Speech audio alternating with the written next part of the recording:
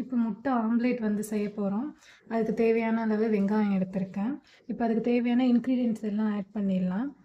சோம்பு மிளகு தூள், இந்த தூள் வந்துட்டு 2 ஸ்பூன் போட்டுக்கிறேன். இந்த தூள் வீட்டிலேயே அரைச்சது தான். சோம்பு மிளகு தூள் 2 டீஸ்பூன் போட்டிருக்கேன்.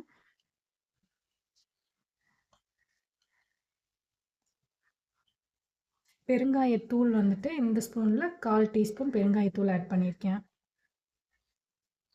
கருவேப்பிலை தூள் வீட்டிலேயே அரைச்சது தான். கருவேப்பிலை தூள் இந்த ஸ்பூனில் வந்து குட்டி ஸ்பூனில் 1 ஸ்பூன் போட்டிருக்கேன். கருவேப்பிலையெல்லாம் வந்து மோஸ்ட்லி குழந்தைங்கள்லாம் எடுத்து போட்டுருவாங்க, பெரியவங்களே எடுத்து போட்டுருவாங்க.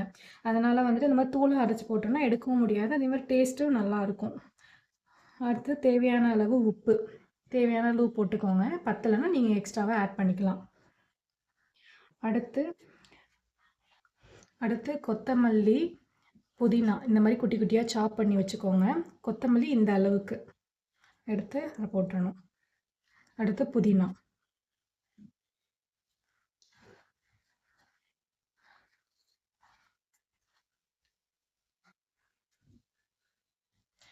நம்ம பொடி இந்த இதெல்லாம் போட்டோடனே உடனே நம்ம இப்படி நல்லா கிளறி விட்டுக்கிட்டோம் அப்படின்னா அந்த பொடியெல்லாம் நல்லா இதோட வந்துட்டு மெர்ஜ் ஆகிடும்.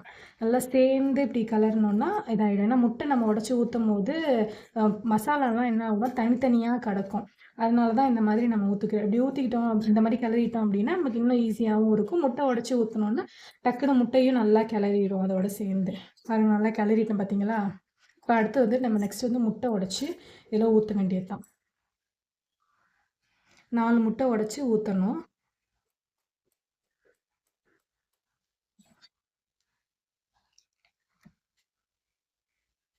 பார்த்து ஊற்றுங்க. முட்டை ஒரு சிலத்தில் வந்து கெட்டு போன முட்டையெல்லாம் இருக்கும்ல, அதனால் நம்ம பார்த்து ஊற்றிக்கணும். முட்டையை பொறுத்த வரைக்கும் நல்லா பார்த்துக்கோங்க. 4 முட்டை உடச்சி ஊற்றிருக்கோம். இப்போ நம்ம முட்டை எல்லாத்தையும் அப்படியே கிளறிக்கலாம்.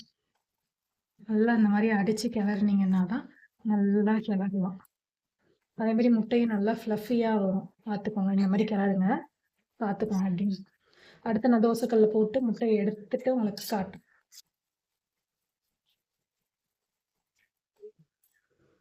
நல்லா கல் சூடு ஆனோன்னே முட்டையை நீங்கள் உடச்சி ஊற்றுனீங்க அப்படின்னா டக்குன்னு வெந்து வந்துடும், நல்லா ஃப்ளஃபியாகவும் இருக்கும்.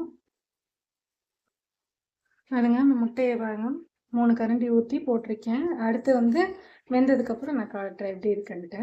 வந்து நம்ம திருப்பி போட்டுக்கலாம். அவ்வளோதான்.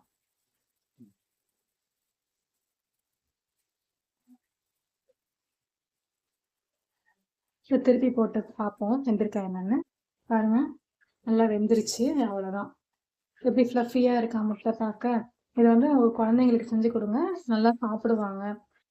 ஹெல்த்தியாகவும் இருக்கும். இதில் வந்துட்டு மிளகுத்தூள், சீரகத்தூள் அதெல்லாம் போட்டிருக்கோம்ல, ஒரு வந்து பெருங்காயத்தூள் போட்டிருக்கோம், கொத்தமல்லி, புதினா இதெல்லாம் சேர்த்துக்கனால ஹெல்த்தி. கண்டிப்பாக உங்கள் வீட்டில் செஞ்சு சாப்பிட்டு பாருங்கள். நம்ம சேனல் பிடிச்சிருந்தா லைக் பண்ணுங்கள், ஷேர் பண்ணுங்கள், கமெண்ட் பண்ணுங்கள். மறக்காமல் சப்ஸ்கிரைப் பண்ணிட்டு போங்க. தேங்க்யூ ஃபார் வாட்சிங். பாய்.